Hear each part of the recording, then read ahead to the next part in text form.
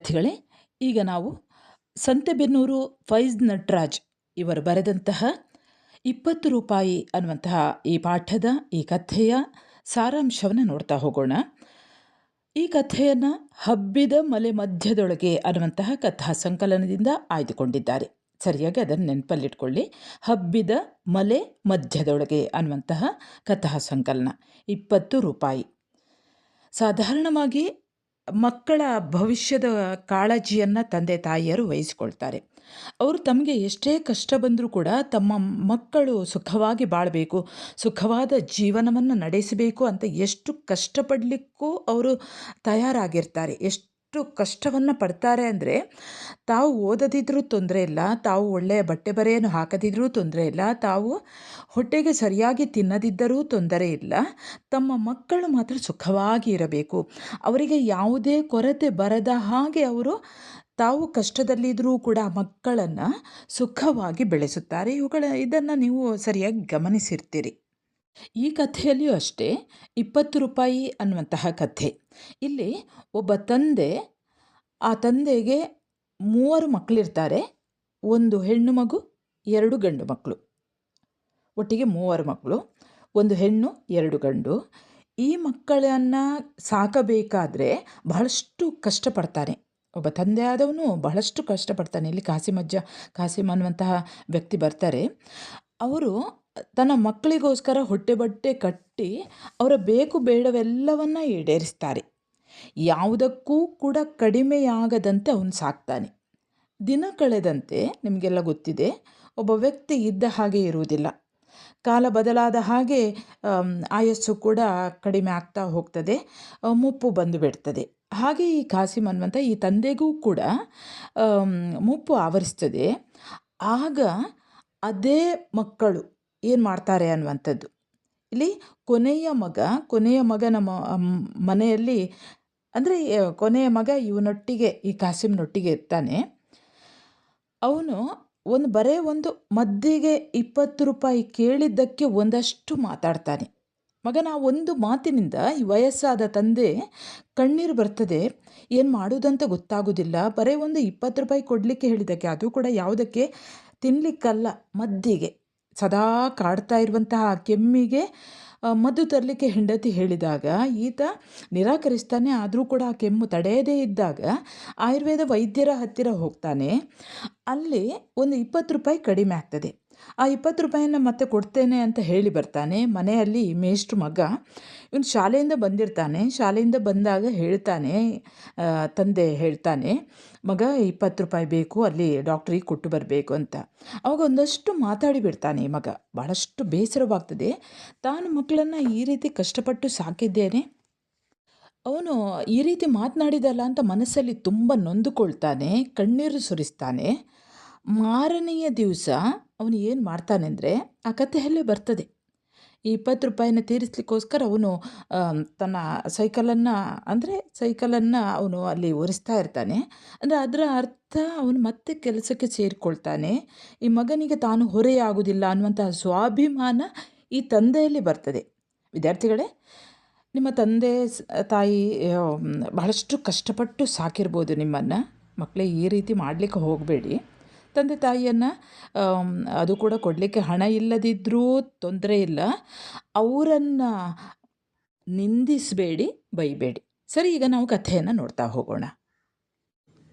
ಇಡೀ ರಾತ್ರಿ ಕಾಸಿಮಜ್ಜ ಕೆಮ್ತಾನೇ ಇದ್ದದ್ದೇ ಹೊರತು ಎದ್ದು ಹನಿ ನೀರು ಕುಡಿಯಲಿಲ್ಲ. 2 ಉಪ್ಪಿನಕಾಳು ಬಾಯಿಗೆ ಹಾಕ್ಕೊಳ್ಳಿಲ್ಲ. ಯಾರದೋ ಸಿಟ್ಟು ಎಂಬಂತೆ ಕರುಳಾಳದಿಂದ ಕ್ಷೀಣ ಸ್ವರ ಬರುವ ಹಾಗೆ, ಪಕ್ಕ ಮಲಗಿದೋರ ಎದೆ ನಡುಗೋ ಹಾಗೆ, ಢೌ ಢೌ ಎನ್ನದ ಖೊಯ್ ಖೊಯ್ ಎಂಬ ಕೆಮ್ಮು ಕಾಸಿಮಜ್ಜನ ಕಂಗಳಲ್ಲಿ ನೀರು ಧಾರಾಕಾರವಾಗಿಸಿತ್ತು. ಇಲ್ಲಿ ಕಾಸಿಮಜ್ಜ ಈ ಕಥೆಯ ನಾಯಕ. ಅವನು ಸರಿ ಕೆಮ್ತಾ ಇದ್ದಾನೆ. ಆ ಕೆಮ್ಮಿನಲ್ಲಿ ಎತ್ಕೊಂಡು ನೀರು ಕೂಡ ಕುಡಿಯಲಿಕ್ಕೆ ಆಗದೇ ಇರುವಷ್ಟು ಕೆಮ್ಮು ಬರ್ತಾ ಇದೆ. ಆ ಕೆಮ್ಮು ಶಮನ ಆಗಲಿ ಅಂತ ಉಪ್ಪಿನ ಕಾಳನ್ನು ಹಾಕ್ಕೊಳ್ಳಿಲ್ಲ. ಯಾರದೋ ಮೇಲಿನ ಸಿಟ್ಟು ಅನ್ನುವ ಹಾಗೆ ಒಂದು ಕ್ಷೀಣ ಸ್ವರ ಬರುವ ಹಾಗೆ, ಪಕ್ಕದಲ್ಲಿ ಯಾರೇ ಮಲಗಿದ್ರೂ ಕೂಡ ಅವರ ಎದೆ ನಡುಗುವ ಹಾಗೆ ಆ ಕೆಮ್ಮಿನ ಶಬ್ದ ಬರ್ತಾ ಇತ್ತು.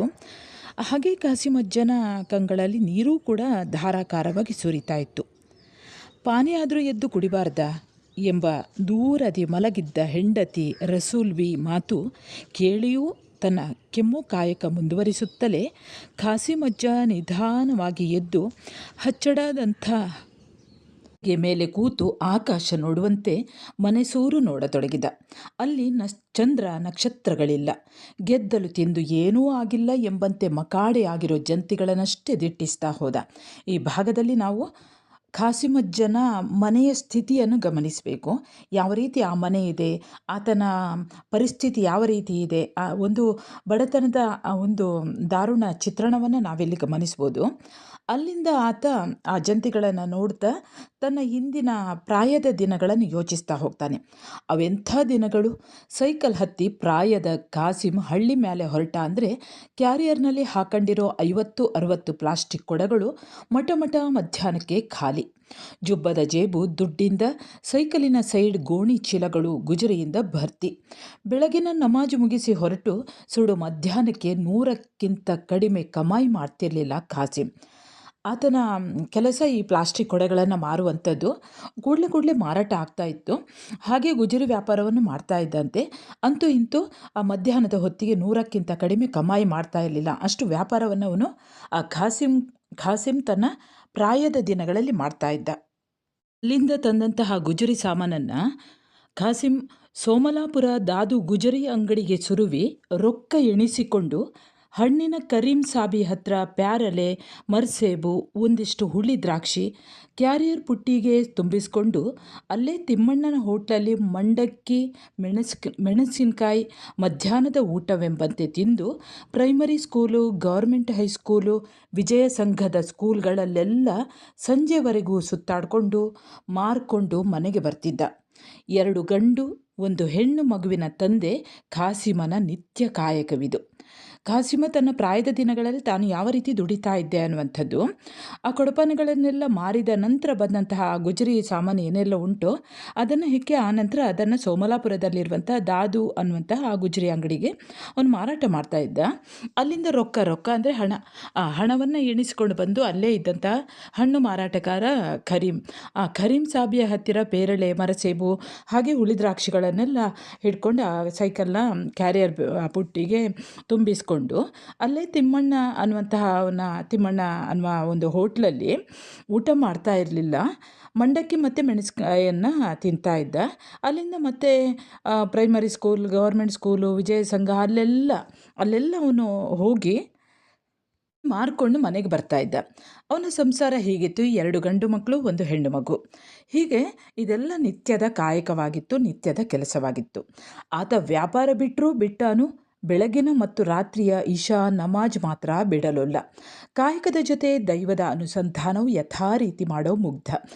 ಈ ಕಾಸಿಮ್ ಯಾವ ರೀತಿ ಪ್ರಾರ್ಥನೆಯನ್ನು ಮಾಡ್ತಾ ಇದ್ದ ಅಂದರೆ ಅವನಲ್ಲಿ ದೇವರ ಮೇಲಿನ ಭಕ್ತಿಯೂ ಇತ್ತು. ಅಂದರೆ ನಮಾಜ್ ಮಾತ್ರ ಬಿಡೋಲ್ಲ, ಅವನು ನಮಾಜನ್ನು ತಪ್ಪದೇ ಮಾಡ್ತಾ ಇದ್ದ. ಬೇಕಾದ್ರೆ ವ್ಯಾಪಾರ ಬೇಕಾದರೂ ಬಿಡ್ತಾನೆ, ಆದರೆ ನಮಾಜನ್ನು ಬಿಡ್ತಾ ಇರಲಿಲ್ಲ. ಅಂದರೆ ಆ ದೈವದ ಜೊತೆಗೆ ಯಾವುದು ದೇವರ ಜೊತೆಗೆ ಅನುಸಂಧಾನ, ಅಂದರೆ ಈ ರೀತಿ ಭಕ್ತಿಯನ್ನು ಅವನು ಮಾಡ್ತಾ ಇದ್ದ, ಯಥಾರೀತಿ ಮಾಡ್ತಾ ಇದ್ದ. ಒಂದೇ ಒಂದು ದಿವಸ ಬಿಟ್ಟವನಲ್ಲ, ಅಂತಹ ಮುಗ್ಧ ಅವನು. ದಿನಕ್ಕೆ ಖರ್ಚು ಕಳೆದು 100ರಿಂದ 150 ದುಡಿದು ತರೋ ಕಾಸಿಮ್ ತಂದ ರೊಕ್ಕ ರಸೂಲ್ಬಿ ಕೈಗಿತ್ತು.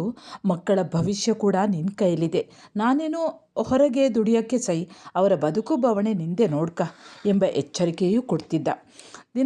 ದಿನದ ಖರ್ಚನ್ನು ಕಳೆದು 100ರಿಂದ 150 ಬರ್ತಾ ಇತ್ತು. ಅದನ್ನು ಕಾಸಿಮ್ ತನ್ನ ಹೆಂಡತಿಯಾದಂತಹ ರಸೂಲ್ಬಿ ಆಕೆ ಕೈಗಿತ್ತು. ಮಕ್ಕಳ ಭವಿಷ್ಯ ನಿನ್ನ ಕೈಯಲ್ಲಿಂಟು, ನಾನೇನು ಹೊರಗೆ ದುಡಿತೇನೆ, ಅವರ ಬದುಕು ಬವಣೆಯನ್ನು ನೀನು ನೋಡ್ಕೊಳ್ಬೇಕು. ಅಂದರೆ ಅಂತಹ ಬದುಕನ್ನು ನಾಳೆಗೆ ಅವರು ನೋಡೋದಲ್ಲ, ಒಳ್ಳೆಯ ಬದುಕನ್ನು ಕಾಣುವಂಥದ್ದು ನಿನ್ನ ಕೈಯಲ್ಲಿದೆ ಅನ್ನುವಂಥ ಒಂದು ಎಚ್ಚರಿಕೆಯನ್ನು ಕೂಡ ಹೆಂಡತಿ ಕೊಡ್ತಾ ಇದ್ದೆ. ರಸೂಲ್ಬಿ ಸಿಕ್ಕ ರೊಕ್ಕ ಪೂರ ಸಂಸಾರಕ್ಕೆ ಹಾಕದೆ ಮೂಲೆ ಮನೆ ಕರಿಯಜ್ಜನ ಗುಡಿಸಲು ಮಾರ್ತಾರಂತೆ ಏನಾರ ಮಾಡಿ ತಗಬೇಕಂತ ಕಾಸಿಗೆ ಕಾಸು ಜೋಡಿಸ್ತಾನೆ ಇದ್ಲು. ಆ ದಿನವೇನೂ ದೂರ ಇರಲಿಲ್ಲ. ಮದುವೆ ಆದಾಗಿನಿಂದ 75 ರೂಪಾಯಿ ತಗಡ್ ಶೀಟಿನ ಬಾಡಿಗೆ ಮನೆಯಲ್ಲಿದ್ದರೂ ಸ್ವಂತ ಸೂರಿನಾಸೆ ಗಂಡ ಹೆಂಡತಿ ಇಬ್ಬರಿಗೂ ಇತ್ತು. ಬಡತನದ ಭಾರದಿಂದ ಕಾಸಿಮ್ ಹಿಂಜರಿದಿದ್ದ. ಈ ರಸೂಲ್ ಬಿ ಗಂಡ ತಂದು ಕೊಟ್ಟಂಥ ಆ ಹಣವನ್ನು ಎಲ್ಲವನ್ನೂ ಕೂಡ ಆಕೆ ಖರ್ಚು ಮಾಡ್ತಾ ಇರಲಿಲ್ಲ. ಯಾಕೆಂದರೆ ಒಂದು ತಮ್ಮದೇ ಆದಂತಹ ಸ್ವಂತ ಗುಡಿಸಲು ಬೇಕು ಅಂತ ಅವಳು ಯೋಚನೆ ಮಾಡ್ತಿದ್ಲು. ಅಲ್ಲೇ ಇದ್ದಂತಹ ಕರಿಯಜ್ಜ ತನ್ನ ಗುಡಿಸಲನ್ನು ಮಾರ್ತಾರಂತೆ ಅನ್ನುವಂತಹ ವಿಷಯ ಗೊತ್ತಾದಾಗ ಏನಾದರೂ ಮಾಡಿ ಆ ಗುಡಿಸಲನ್ನು ತಗೊಳ್ಬೇಕು, ಆ ಮನೆಯನ್ನು ತಗೊಳ್ಬೇಕು ಅಂತ ಅವಳು ಕಾಸಿಗೆ ಕಾಸು ಸೇರಿಸಿ ಹಣಕ್ಕೆ ಹಣವನ್ನು ಜೋಡಿಸಿ ಅವಳು ತೆಗೆದುಕೊಳ್ಬೇಕು ಅಂತ ಆಸೆ ಇತ್ತು. ಆ ಆಸೆಯೂ ದೂರ ಇರಲಿಲ್ಲ. ಅಂತೂ ಮದುವೆ ಆದಾಗಿನಿಂದ 75 ರೂಪಾಯಿ ತಗಡು ಶೀಟಿನ ಬಾಡಿಗೆ ಮನೆಯಲ್ಲೇ ಇದ್ದರು. ಈಗ ಸ್ವಂತ ಸೂರಿನ ಆಸೆ, ತಮ್ಮದೇ ಆದಂತಹ ಸ್ವಂತ ಮನೆಯನ್ನು ಮಾಡಿಕೊಳ್ಬೇಕು ಅಂತ ಗಂಡ ಹೆಂಡತಿ ಇಬ್ಬರಿಗೂ ಆಸೆ ಇತ್ತು. ಆದರೆ ಬಡತನದಿಂದಾಗಿ ಕಾಸಿಮ್ ಅದಕ್ಕೆ ಸ್ವಲ್ಪ ಹಿಂಜರಿದಿದ್ದ. ಆದರೆ ರಸೂಲ್ ಬಿ ಮಾತ್ರ ಉಳಿತಾಯ ಮಾಡಿ ಮಕ್ಕಳನ್ನು ತಕ್ಕ ಮಟ್ಟಿಗೆ ಓದಿಸಿ 4 ಜನರ ಕಣ್ಣಿಗೆ ಬೀಳುವಂತೆ ಬಾಳು ಸಾಗಿಸುವಷ್ಟು ಜಾಣೆ. ರಸೂಲ್ ಬಿ ಮಾತ್ರ ಅವಳು ಉಳಿತಾಯ ಮಾಡಿ ತನ್ನ ಮಕ್ಕಳನ್ನು ತಕ್ಕ ಮಟ್ಟಿಗೆ ಓದಿಸ್ತಾ ಇದ್ಲು. ಹಾಗೆ ಬೇರೆಯವರ ಎದುರಿಗೆ ತಾವೂ ಕೂಡ ಒಳ್ಳೆಯ ಜನ ಅನ್ನುವ ರೀತಿಯಲ್ಲಿ, ಒಳ್ಳೆಯ ರೀತಿಯಲ್ಲಿ ಗೌರವದ ಬಾಳನ್ನು ಜೀವನವನ್ನು ನಡೆಸ್ತಾ ಇದ್ಲಂತೆ. ಕಾಲುವೆಯಂತೆ ಹರಿಯುವಷ್ಟರಲ್ಲಿ ಕಾಸಿಮನ ಶುಭ ದಿನಗಳು ಶುರುವಾಗಿದ್ದವು. ಆ ಗುಡಿಸಲು ಕೊಂಡಾಗಿತ್ತು. ಅದನ್ನು ಪ್ರೀತಿಯ ಇಟ್ಟಿಗೆ ಗೂಡಿನ ಮನೆಯಾಗಿ ಮಾಡಬೇಕೆಂದು ಹಗಲಿರುಳೆನ್ನದೆ ಸೈಕಲ್ ತುಳಿದು 4 ಕಾಸು ಕಂಡು ಗೆದ್ದಲಹಟ್ಟಿ ಮಾರಪ್ಪನ ಜೊತೆ ಹೋಗಿ ಜೋಳದಾಳ್ ಕಾಡಿನಿಂದ ಬಿದಿರಿನ ಗಳ, ಬೊಂಬು, ಜಂತಿ ಜೊತೆ ಮಾಡಿ ತಂದ. ಆ ಗುಡಿಸಲು ಹೋಗಿ ಈಗ ಮನೆ ಅನ್ನುವಂತಹ ಮನೆಯನ್ನು ಮಾಡಿಬಿಟ್ರಂತೆ. ಖಾಸಿಮ್ ಎಲ್ಲ ಹಿಡ್ಕೊಂಡು ಬಂದ. ಹಟ್ಟಿ ಮಾರಪ್ಪನ ಜೊತೆಗೆ ಹೋಗಿ ಎಲ್ಲವನ್ನು ಕಾಡಿನಿಂದ ಬಿದಿರು ಎಲ್ಲವನ್ನು ಹಿಡ್ಕೊಂಡು ಬಂದು ಒಂದು ಮನೆಯನ್ನು ಕಟ್ಟಿಬಿಟ್ರಂತೆ. ನೋಡ್ತಾ ನೋಡ್ತಾ ಮನೆ ಎಂಬ ಮನೆ ಆಗಿಬಿಟ್ಟಿತ್ತು. ರಸೂಲ್ ಬಿ ಕಣ್ಣರಳಿದ್ದು ಮನೆಗಿಂತ ಮಗಳು ಅರಳಿದ್ರಿಂದ ಯಾರೋ ಶ್ರೀಮಂತರು ಅಂದದ ಹುಡುಗಿ ಅಂತ ಏನೂ ಇಲ್ದಂಗೆ ಲಗ್ನ ಮಾಡಿಕೊಂಡ್ರು. ಅಂದರೆ ಮನೆಯೂ ಆಯಿತು, ಮಗಳ ಮದುವೆಯೇ ಆಯಿತು. ಮಗಳು ಸ್ವಲ್ಪ ಚಂದವೇ ಇದ್ಲು, ಚಂದದ ಹುಡುಗಿ ಅಲ್ವಾ ಅಂತ ಯಾರೋ ಒಬ್ಬರು ಶ್ರೀಮಂತರು ಎರಡೂ ಖರ್ಚನ್ನು ನೋಡಿ ಹುಡುಗಿಯನ್ನು ಮದುವೆ ಮಾಡಿಕೊಂಡ್ರಂತೆ. ದೊಡ್ಡ ಮಗ ಊರಾಗೆ ಗ್ಯಾರೇಜ್ ದುಡಿಮೆಗೆ ಸೇರ್ಕೊಂಡ. ಚಿಕ್ಕ ಮಗ ಮಾತ್ರ ಓದಿ TCH ಮಾಡ್ಕೊಂಡ. ಹತ್ತಿರದ ಮಂಗೇನಹಳ್ಳಿಯಲ್ಲೇ ಮೇಷ್ಟ್ರಾದ. ಅಂತೂ ಖಾಸಿಮ್ನ 3 ಮಕ್ಕಳನ್ನು ಕೂಡ ಒಂದು ದಡಕ್ಕೆ ಸೇರಿಸಿಬಿಟ್ಟ ಅಂತ ಹೇಳ್ಬೋದು. ಯಾಕಂದರೆ ಮಗಳ ಮದುವೆಯೂ ಆಯಿತು, ದೊಡ್ಡ ಮಗ ಗ್ಯಾರೇಜ್ ಕೆಲಸಕ್ಕೆ ಸೇರಿಕೊಂಡ, ಚಿಕ್ಕವನು ಸ್ವಲ್ಪ ಓದಿದ, TCH ಮಾಡಿಕೊಂಡು ಒಂದು ಮಂಗೇನಹಳ್ಳಿಯಲ್ಲಿ ಮೇಷ್ಟ್ರಾಗ್ತಾನೆ. ಖಾಸಿಮನ ಖುಷಿ ದುಪ್ಪಟ್ಟಾಗಿತ್ತು. ಕಾಲಿನ ಶಕ್ತಿ ಉಡುಗಿತ್ತು. ಮಕ್ಕಳನ್ನು ಒಂದು ದಡ ಮುಟ್ಟಿಸಿದ ನೆಮ್ಮದಿ ಅವನಿಗಿತ್ತು. ಅಂತೂ ಖಾಸಿಮ್ನ ಖುಷಿ ದುಪ್ಪಟ್ಟು 2 ಪಟ್ಟಾಗಿತ್ತು. ಕಾಲಿನ ಶಕ್ತಿ ಅದೇ ದಿನ ದಿನ ಕಾಲ ಉರುಳಿದ ಹಾಗೆ ಪ್ರಾಯ ಆಗ್ತಾ ಬಂತು. ಶಕ್ತಿಯೆಲ್ಲ ಮೈಯ ಶಕ್ತಿ ಉಡುಕ್ತಾ ಕಡಿಮೆ ಆಗ್ತಾ ಬಂತು. ಮಕ್ಕಳನ್ನಂತೂ ಒಂದು ದಡಕ್ಕೆ ಮುಟ್ಟಿಸಿದ್ನಲ್ಲ ಅನ್ನುವಂಥ ನೆಮ್ಮದಿ ಅವನಿಗಿತ್ತು. ಆದರೆ ನಿನ್ನೆ ಆದ ಮಾತುಕತೆಯಲ್ಲಿ ಚಿಕ್ಕ ಮಗನ ಒಂದು ಮಾತು ಮನ ಮುರಿದಿತ್ತು. ಮಾತು ಬೇಡಾಗಿತ್ತು. ಆಗಿದ್ದು ಇಷ್ಟೇ. ದೊಡ್ಡ ಮಗ ಮನೆ ಚಿಕ್ಕದು ಅಂತ ಮದುವೆ ಆಗಿ ಊರಲ್ಲೇ ಬೇರೆ ಇದ್ದ. ಅಜ್ಜ ಅಜ್ಜಿ ಚಿಕ್ಕ ಮಗ ಸೊಸೆ ಕೂಡಿ ಇದ್ದರು. ಇದ್ದ ಮನೆಯಲ್ಲೇ ಮೇಷ್ಟ್ರ ಜೊತೆ ಬಾಳ್ವೆ ಮಾಡ್ತಾ ದಿನ ದೂಡ್ತಾ ಇದ್ದ ಖಾಸಿಮಜ್ಜ ದುಡಿಮೆ ನಿಲ್ಲಿಸಿ ಎಷ್ಟೋ ದಿನವಾಗಿತ್ತು. ಕಾಲುಗಳಲ್ಲಿ ಪೆಡಲ್ ತುಳಿಯುವ ಶಕ್ತಿ ಇರಲಿಲ್ಲ. ವಯಸ್ಸು ಮಾಗಿತ್ತು. 2 ಹೊತ್ತಿನ ನಮಾಜ್ 5 ಹೊತ್ತಿಗೆ ವರ್ಗವಾಗಿತ್ತು. ಅಂತೂ ಮಕ್ಕಳನ್ನು ಅವರವರ ಸಂಸಾರ ಮಾಡುವಂತಹ ಅವರವರನ್ನು ಒಂದು ದಡ ಮುಟ್ಟಿಸಿದಂಥ ಒಂದು ನೆಮ್ಮದಿ ಖುಷಿ ಖಾಸಿಮ್ನಲ್ಲಿತ್ತು. ಆದರೆ ಒಂದು ಚಿಕ್ಕ ಘಟನೆ ಅವನ ಮನಸ್ಸು ಮುರಿದು ಹೋಗಲಿಕ್ಕೆ ಒಂದು ಕಾರಣ ಆಗ್ತದೆ. ಅವನಿಗೆ ಮಾತೇ ಬೇಡ ಅನ್ನಿಸ್ತದೆ. ದೊಡ್ಡ ಮಗನೇನೋ ಮನೆ ಚಿಕ್ಕದು ಅಂತ ಅವನು ಮದುವೆ ಆಗಿ ಊರಲ್ಲೇ ಬೇರೆ ಇದ್ದ. ಇಲ್ಲಿ ಈ ಮನೆಯಲ್ಲಿ, ಇವರೇ ಕಟ್ಟಿದಂತಹ ಮನೆಯಲ್ಲಿ ಅಜ್ಜ ಅಜ್ಜಿ ಅಂದರೆ ಖಾಸಿಮ್ ಮತ್ತು ಆತನ ಹೆಂಡತಿ ರಸೂಲ್ ಬಿ, ಹಾಗೆ ಚಿಕ್ಕ ಮಗ ಆತನ ಹೆಂಡತಿ ಒಟ್ಟಿಗೆ ಹಿಂದಿನಿಂದಲೂ ಇದ್ದಂತಹ ಮನೆಯಲ್ಲೇ ಇದ್ದರು. ಒಟ್ಟಿಗೆ ಇದ್ದರು, ಬಾಳ್ವೆ ಮಾಡ್ತಾಯಿದ್ರು, ದಿನ ದುಡ್ತಾಯಿದ್ರು. ಅಂತೂ ಖಾಸಿಮ್ ಅಜ್ಜ ದುಡಿಮೆಯನ್ನು ನಿಲ್ಲಿಸಿ ಈಗ ಅವನ ಅಜ್ಜ ಆಗಿದ್ದಾನೆ. ಖಾಸಿಮ್ ಹೋಗಿ ಅಜ್ಜ, ಖಾಸಿಮ್ ಅಜ್ಜ. ಆತನ ಕಾಲುಗಳಲ್ಲಿ ಪೆಡಲ್ ತುಳಿಯುವಂಥ ಶಕ್ತಿಯೇ ಇರಲಿಲ್ಲ. ವಯಸ್ಸಾಗಿತ್ತು. 2 ಹೊತ್ತಿನ ನಮಾಜ್ ಈಗ ತುಂಬ ಸಮಯ ಇದೆ, ಹಾಗಾಗಿ ಕೆಲಸಕ್ಕೆ ಹೋಗ್ತಾ ಇಲ್ಲಲ್ಲ, ಹಾಗಾಗಿ 5 ಹೊತ್ತು ನಮಾಜನ್ನು ಮಾಡ್ತಾ ಇದ್ದ. ಹಿಂದೆ ದುಡಿಮೆಗಾಗಿ ಇಡೀ ದಿನ ಸೈಕಲ್ ತುಳಿದ ಹದವೋ ಏನೋ ಎದೆನೋವು ಆಗಾಗ ಕಾಡ್ತಾ ಇತ್ತು. ಅದಕ್ಕೆ ಎದೆನೋವು ಬಂದಾಗ ತುಳಸಿ ಎಲೆ, ವೀಳ್ಯದೆಲೆ, ಉಪ್ಪು ಅಂದ್ಕೊಂಡು ಏನೇನೋ ತಿಂದು ನೋಡಿದರೂ ಕೂಡ ಎದೆಯ ಉರಿ ಕೆಮ್ಮು ಕಮ್ಮಿ ಆಗ್ತಾನೇ ಇಲ್ಲ. ಹೆಂಡತಿ ಹತ್ರನೂ ಬೈಸ್ಕೊಂಡು ಇವತ್ತು ಆಯುರ್ವೇದಿಕ್ ವೈದ್ಯರ ಹತ್ರ ಖಾಸಿಮಜ್ಜ ಹೋಗಿದ್ದ. ಅಂದರೆ ಇಡೀ ದಿನ ಕೆಮ್ತಾ ಇದ್ದ. ಹಿಂದೆ ಸೈಕಲ್ ತುಳಿದು ಏನೋ ಎದೆನೋ ಬಂದುಬಿಟ್ಟಿತ್ತು. ಕಾಲಂತೂ ಉರಿ ಆಗ್ತಾಯಿತ್ತು. ಸೈಕಲ್ ತುಳಿಲಿಕ್ಕೆ ಆ ಶಕ್ತಿಯೇ ಇರಲಿಲ್ಲ. ಕೆಮ್ಮು ಜಾಸ್ತಿ ದಿನ ಹೋದ ಹಾಗೆ ಜಾಸ್ತಿ ಆಗಿತ್ತು. ಹೆಂಡತಿಗೂ ಕಿರಿಕಿರಿ ಆಗ್ತಾಯಿತ್ತು. ಅಂದು ಮದ್ದಿಗೆ ಹೋಗಿ ಅಂತ ಬೈತಾ ಇದ್ಲು. ಅಂತೂ ಖಾಸಿಮಜ್ಜ ಆಯುರ್ವೇದಿಕ್ ವೈದ್ಯರ ಹತ್ರ ಹೋಗಿದ್ದ. ಮಾತ್ರೆ ಔಷಧಿಗೆ ಅಂತ ತನ್ನಲ್ಲಿಗಿದ್ದ ಹಣ ಹೋಗಿ 20 ರೂಪಾಯಿ ಕಡಿಮೆ ಬಿದ್ದಿತ್ತು. ವೈದ್ಯರಿಗೆ ತಂದುಕೊಡ್ತೀನಂತ ಹೇಳಿ ಬಂದಾಗಿತ್ತು. ಮನೆಗೂ ಬರೋದಕ್ಕೂ ಮಗ ಡ್ಯೂಟಿಯಿಂದ ಎದುರಾಗಿದ್ದಕ್ಕೂ ಸರಿಯಾಯಿತು. ಹೇಗೂ ಮಗ ಬಂದ, ಬಾಕಿ 20 ರೂಪಾಯಿ ಇಸ್ಕೊಂಡು ಕೊಡೋಣ ಅಂತ ಅಜ್ಜ ಬಾಗಿಲಲ್ಲೇ ಹಿಂಗಾಯಿತು ಅಂತ 20 ರೂಪಾಯಿ ಕೇಳಿದ್ದಕ್ಕೆ ಮಗ ಯಾಕೋ ಒಮ್ಮೆಲೆ ರೇಗಿಬಿಟ್ಟ. ಇಲ್ಲಿ ಆದದ್ದಿಷ್ಟೇ. ಮದ್ದಿಗೆ ಹೋಗೋದೇ ಇಲ್ಲ ಅಂತ ಹಠ ಹಿಡ್ತಿದ್ದಂತಹ ಖಾಸಿಮಜ್ಜ ಹೆಂಡತಿ ಬೈದ ಕಾರಣದಿಂದಾಗಿ ಅಂತೂ ಯಾವುದು ಆಯುರ್ವೇದ ವೈದ್ಯರ ಹತ್ತಿರ ಹೋಗಿದ್ದ. ಅಲ್ಲಿ 20 ರೂಪಾಯಿ ಕಡಿಮೆ ಆಯಿತು. ತಂದು ಕೊಡ್ತೇನೆ ಅಂತ ಹೇಳಿದ. ಈಗಲೇ ತಂದು ಕೊಡ್ತೇನೆ ಅಂತ ಹೇಳಿ ಬಂದಿದ್ದ. ಮನೆಗೆ ಬರುವುದಕ್ಕೂ ಡ್ಯೂಟಿಯಿಂದ ಎದುರಾಗಿದ್ದದ್ದು ಸರಿಯಾಯಿತು. ಅವನು ಮಗ ಡ್ಯೂಟಿಯಿಂದ ಬಂದ. ಅಷ್ಟು ಹೊತ್ತಿಗೆ ಹೇಗೂ ಮಗ ಬಂದ ಅಲ್ವಾ ಅಂತ ಬಾಕಿಯ 20 ರೂಪಾಯಿ ಇಸ್ಕೊಂಡು ತೆಕ್ಕೊಂಡು ಅಲ್ಲಿ ಕೊಟ್ಟು ಬರುವ ಅಂತ ಅಜ್ಜ ಬಾಗಿಲಲ್ಲಿ ಹೀಗೀಗೆ ಆಯಿತು 20 ರೂಪಾಯಿ ಕೊಡು ಅಂತ ಮಗನ ಹತ್ರ ಕೇಳಿದ. ಮಗ ಯಾಕೋ ಏನೋ ಆಗಿತ್ತೋ ಏನೋ, ಶಾಲೆಯಲ್ಲಿ ಏನೋ ಒಂದು ರೇಗಿಬಿಟ್ಟ, ಗಟ್ಟಿಯಾಗಿ ಬೈದು ಬಿಟ್ಟ. ಬರೀ ಕೆಮ್ಮಿಗೆ ಡಾಕ್ಟ್ರು ಹತ್ರ ಹೋಗ್ತಾರಾ? ಬೀಡಿ ಸೇದೋದು ಬಿಟ್ಟರೆ ಆಯಿತು. ಯಾವಾಗ ನೋಡಿದರೂ ಮಿರ್ಚಿ ಬಜ್ಜಿ ಅಂತ ಎಣ್ಣೆ ಪದಾರ್ಥ ತಿಂತಾಯಿದ್ರೆ ಇನ್ನೇನಾಗುತ್ತೆ?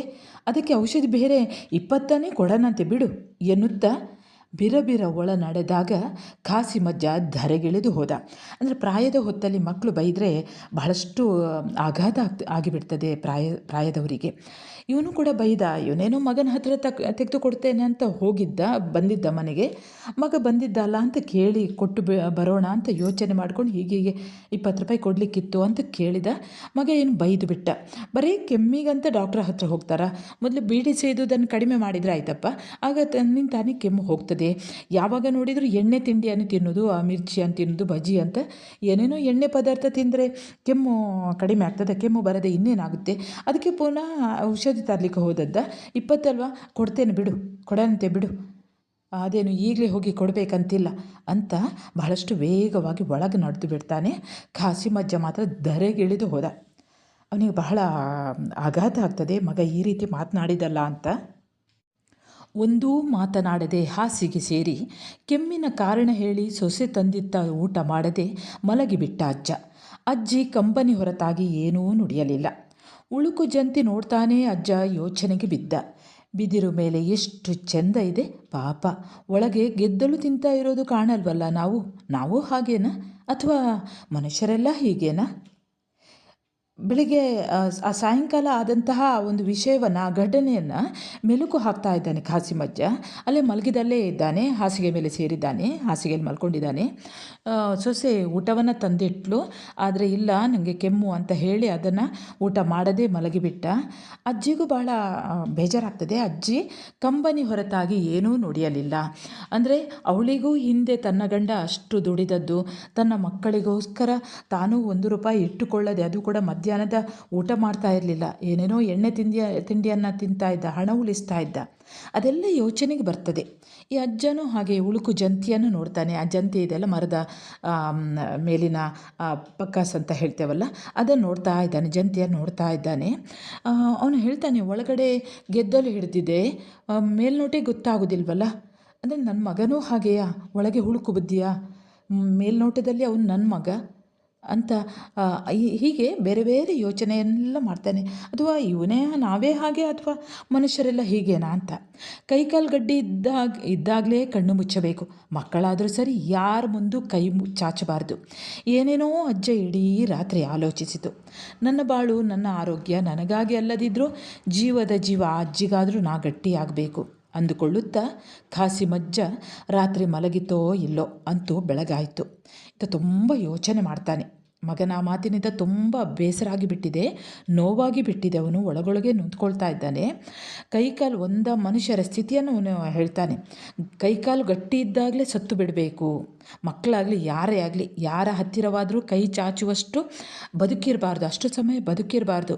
ಹೀಗೆ ಅಜ್ಜ ಏನೇನೋ ಯೋಚನೆ ಮಾಡ್ತಾ ಹೋಗ್ತಾನೆ.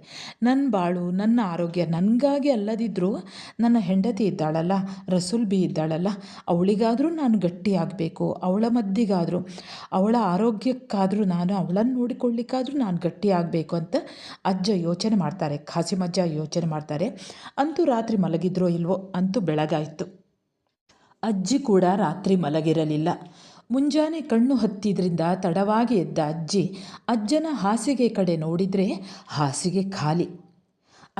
ಅಜ್ಜಿಗೂ ನಿದ್ದೆ ಬರಲಿಲ್ಲ. ತನ್ನ ಮಗ ಗಂಡನಿಗೆ ಬೈದದ್ದು ಅವಳಿಗೂ ಬೇಸರ ಆಗಿತ್ತು. ಅದರ ಮೇಲೆ ಅಜ್ಜ ಊಟ ಮಾಡಲೇ ಇಲ್ಲ, ಬರೀ ಹೊಟ್ಟೆಯಲ್ಲೇ ಮಲ್ಕೊಂಡಿದ್ದಾನೆ. ಅದು ಕೂಡ ಪ್ರಾಯ ಆಗಿದೆ. ಅವಳು ಕಂಬನಿ ಸುರ್ಕೊಂಡೇ ಅಳ್ತಾನೇ ಮಲಗಿದ್ಲು. ನಿದ್ದೆ ಬಂದಿತ್ತೋ ಇಲ್ವೋ, ಅವಳಿಗೆ ನಿದ್ದೆ ಬರಲಿಲ್ಲ. ಮುಂಜಾನೆ ಅಂತೂ ಕಣ್ಣು ಹತ್ತಿತ್ತು, ಅಂದರೆ ನಿದ್ದೆ ಬಂದಿತ್ತು. ತಡವಾಗಿ ಎದ್ಲಂತೆ. ಅಜ್ಜನ ಹಾಸಿಗೆ ಕಡೆಗೆ ನೋಡ್ತಾಳೆ, ಆದರೆ ಅಜ್ಜ ಇಲ್ಲ. ಗಾಬರಿಯಾದಂತಾಗಿ ಬಚ್ಚಲು ಹಿತ್ತಲು ಅಡ್ಡಾಡಿ ನೋಡಿದರೂ ಇಲ್ಲ. ಸೀದಾ ಅಂಗಳಕ್ಕೆ ಬಂದು ನೋಡಿದರೆ ಪಂಕ್ಚರಾದ, ಚೈನ್ ಕಳಚಿದ ತನ್ನ ಸೈಕಲನ್ನು ಹಳೆಯ ಪಂಚೆ ಬಟ್ಟೆಯಿಂದ ಖಾಸಿಮಜ್ಜ ಒರೆಸ್ತಾ ಇದ್ದ. ಕ್ಯಾರಿಯರ್ಗೆ ಹಾಕೋ ಹಳೆ ಗೋಣಿ ಚೀಲಗಳು ಸೈಕಲ್ ಮೇಲೆ ಆಗಲೇ ನೇತಾಡುತ್ತಿದ್ದವು. ಅಜ್ಜಿಗೆಲ್ಲ ಅರ್ಥವಾಗಿ ತುಂಬಿದ ಕಣ್ಣುಗಳನ್ನು ಒರೆಸಿಕೊಂಡಿತು. ಇಲ್ಲಿ ಹಾಸಿಗೆ ನೋಡಿದರೆ ಖಾಸಿಮಜ್ಜ ಇರಲಿಲ್ಲ, ತನ್ನ ಗಂಡ ಇರಲಿಲ್ಲ. ಅವಳಿಗೆ ಗಾಬರಿ ಆಗ್ತದೆ, ಎಲ್ಲಿ ಹೋದ್ರಪ್ಪ ಅಂತ. ಅದಕ್ಕೆ ಅವಳು ಬಚ್ಚಲು ಮನೆ, ಹಿತ್ತಲು, ಹಿಂಭಾಗದ ಆ ಸ್ಥಳಗಳಿಗೆಲ್ಲ ಹೋಗಿ ಬರ್ತಾಳೆ. ಅಲ್ಲಿ ಎಲ್ಲಿಯೂ ಇಲ್ಲ. ಅದಕ್ಕೆ ಅವಳು ಅಂಗಳಕ್ಕೆ ಬಂದು ನೋಡ್ತಾಳೆ. ಅಂಗಳಕ್ಕೆ ಬಂದು ನೋಡಿದರೆ ಪಂಕ್ಚರ್ ಆಗಿರುವಂತಹ, ಚೈನ್ ಕಳಚಿರುವಂತಹ ಸೈಕಲ್ ಇತ್ತು ಅಜ್ಜನದ್ದು. ಅದನ್ನು ಅವನು ಪಂಚೆ ಬಟ್ಟೆಯಿಂದ ಒರೆಸ್ತಾ ಇದ್ದಾನೆ. ಖಾಸಿಮಜ್ಜ ಒರೆಸ್ತಾ ಇದ್ದ. ಕ್ಯಾರಿಯರ್ಗೆ ಹಾಕೋ ಹಳೆ ಗೋಣಿ ಚೀಲಗಳು ಸೈಕಲ್ ಮೇಲೆ,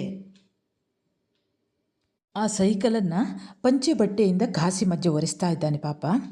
ಕ್ಯಾರಿಯರ್ಗೆ ಹಾಕುವಂಥ ಹಳೆ ಗೋಣಿ ಚೀಲಗಳು ಸೈಕಲ್ ಮೇಲೆ ಆಗಲೇ ನೇತಾಡುತ್ತಿದ್ದವು. ಅಜ್ಜಿ ಎದ್ದದೇ ಲೇಟ್. ಅಜ್ಜ ಬೇಗನೆ ಎದ್ದು ಬಿಟ್ಟಿದ್ದಾರೆ. ಮಗನ ಮಾತು ಹಾಗೆ ಎದೆಗೆ ಒದ್ದ ಹಾಗೆ ಇತ್ತು ಅವರಿಗೆ. ಅದಕ್ಕೆ ತಾನೇನು ಗಟ್ಟಿಯಾಗಬೇಕು, ತನ್ನ ಹೆಂಡತಿಯನ್ನು ನೋಡಲಿಕ್ಕಾದರೂ ಗಟ್ಟಿಯಾಗಬೇಕು ಅಂತ ಅವನು ತನ್ನ ಹಳೆಯ ಸೈಕಲನ್ನು ಒರೆಸಿಡ್ತಾ ಇದ್ದಾನೆ. ಅದರ ಮೇಲೆ ಗೋಣಿ ಚೀಲ ಅದೇ ಗುಜರಿ ಇದು ಮಾಡಲಿಕ್ಕೆ ಅವನು ಹೋಗ್ತಾನೆ. ಗೋಣಿ ಚೀಲಗಳು ಸೈಕಲ್ ಮೇಲೆ ಆಗಲೇ ನೇತಾಡ್ತಾ ಇದ್ವು. ಅಜ್ಜಿಗೆಲ್ಲ ಅರ್ಥವಾಯಿತು. ತುಂಬಿದ ಕಣ್ಣುಗಳನ್ನು ಒರೆಸಿಕೊಂಡಿತ್ತು. ಅಲ್ಲಿಂದ ನಾವು ಮುಂದೆ ಏನು ಈ ಕಥೆಗಾರರು ಏನು ಹೇಳುವುದಿಲ್ಲ, ಇಲ್ಲೇ ನಮಗೆ ಅರ್ಥ ಆಗಿಬಿಡ್ತದೆ. ಅಜ್ಜಿಗೆಲ್ಲ ಅರ್ಥವಾಗಿತ್ತು, ಅಂದರೆ ಈ ಕಥೆಯನ್ನು ಕೇಳಿದವರಿಗೆಲ್ಲ ಅರ್ಥ ಆಗ್ತದೆ ಅಜ್ಜ ಏನು ಮಾಡಲಿಕ್ಕೆ ಹೊರಟಿದ್ದಾರೆ ಅನ್ನುವಂಥದ್ದು. ಅಂದರೆ ಮತ್ತೆ ದುಡಿಮೆಗಿಳಿದ್ರು ಅನ್ನುವಂಥದ್ದು. ಇಲ್ಲಿ ಪ್ರಾಯದ ತಂದೆ ತಾಯಿಗಳನ್ನು ಎಷ್ಟೇ ತಮ್ಮ ಮನಸ್ಸಿನ ಒಳಗೆ ನೋವಿದ್ರೂ ಸಿಟ್ಟಿದ್ರೂ ಕೂಡ ಅವನು ಮಗ ಆ ರೀತಿ ಮಾಡಬಾರ್ದಿತ್ತು. ಆದರೆ ಇಂತಹ ನೊಂದದ ಜೀವ ಮತ್ತೆ ಹಳೆಯ ಸೈಕಲ್, ಅಂದರೆ ಪಾಪ ಇವರು ಹಳೆಯದಾಗೆ ಬಿಟ್ಟಿದ್ದಾರೆ. ಕೈಕಾಲಲ್ಲಿ ಶಕ್ತಿ ಇಲ್ಲ, ಆದರೂ ಈಗ ಭರಿಸಬೇಕು, ತಾನು ಗಟ್ಟಿ ಆಗಬೇಕು ಅಂತ ಯೋಚನೆ ಮಾಡ್ತಾರೆ ನೋಡಿ. ತನಗಲ್ಲದಿದ್ದರೂ ತನ್ನ ಹೆಂಡತಿಗಾದರೂ, ಅದೂ ಕೂಡ ಮುಂದೆ ಮಕ್ಕಳ ಎದುರಲ್ಲಿ ಕೈ ಚಾಚುವಂತಹ ಪ್ರಸಂಗ ಬರಬಾರ್ದು ಅಂತ ಯೋಚನೆ ಮಾಡ್ತಾರೆ ಅಜ್ಜ. ತನ್ನ ಹೆಂಡತಿಯನ್ನಾದರೂ ನೋಡಿಕೊಳ್ಬೇಕು ಅಂತ ಅಜ್ಜ ಮತ್ತೆ ತನ್ನ ಕೆಲಸಕ್ಕೆ ಹೊರಡ್ತಾರೆ. ವಿದ್ಯಾರ್ಥಿಗಳೇ, ಇಲ್ಲಿಗೆ ಫೈಜ್ ನಟರಾಜ್ ಇವರು ಬರೆದಂತಹ 20 ರೂಪಾಯಿ ಅನ್ನುವಂತಹ ಪಾಠ, ಈ ಕಥೆ ಮುಕ್ತಾಯವಾಗ್ತದೆ. ಇದಕ್ಕೆ ಸಂಬಂಧಿಸಿದ ಹಾಗೆ ಪ್ರಶ್ನೆಗಳು 20 ರೂಪಾಯಿ ಕಥೆಯ ಸ್ವಾರಸ್ಯವನ್ನು ವಿವರಿಸಿ ಅನ್ನುವಂಥ ಪ್ರಶ್ನೆ ಬರ್ಬೋದು, ಅಥವಾ 20 ರೂಪಾಯಿ ಕಥೆಯ ಆಶಯವನ್ನು ಬರೆಯಿರಿ. ಹಾಗೆ ಮುಪ್ಪಿನ ತಂದೆಯನ್ನು ಮಗ ನಡೆಸಿಕೊಂಡ ರೀತಿಯನ್ನು ವಿವರಿಸಿ ಅನ್ನುವಂತಹ ಪ್ರಶ್ನೆಗಳು ಬರ್ಬೋದು. ಹಾಗೆ ನಿಮಗೆ ನಿಮ್ಮ ಪಾಠಕ್ಕೆ ಸಂಬಂಧಿಸಿದ ಹಾಗೆ ಈಗಾಗಲೇ ನಿಮ್ಮ ಉಪನ್ಯಾಸಕರು ಪ್ರಶ್ನೆಗಳನ್ನು ಕೊಟ್ಟಿರ್ತಾರೆ. ಸರಿ ವಿದ್ಯಾರ್ಥಿಗಳು, ಈ ಕಥೆಯನ್ನು ಸರಿಯಾಗಿ ಗಮನವಿಟ್ಟು ಕೇಳಿ. ಯಾವುದೇ ಪ್ರಶ್ನೆ ಬಂದರೂ ಕೂಡ ಉತ್ತರಿಸುವಷ್ಟು ಸುಲಭದಲ್ಲಿದೆ. ಸರಿ ವಿದ್ಯಾರ್ಥಿಗಳೇ, ಮುಂದೆ ಇನ್ನೊಂದು ಹೊಸ ಪಾಠದೊಂದಿಗೆ ಮತ್ತೆ ಬರುತ್ತೇನೆ. ಅಲ್ಲಿಯವರೆಗೆ ನಮಸ್ಕಾರ.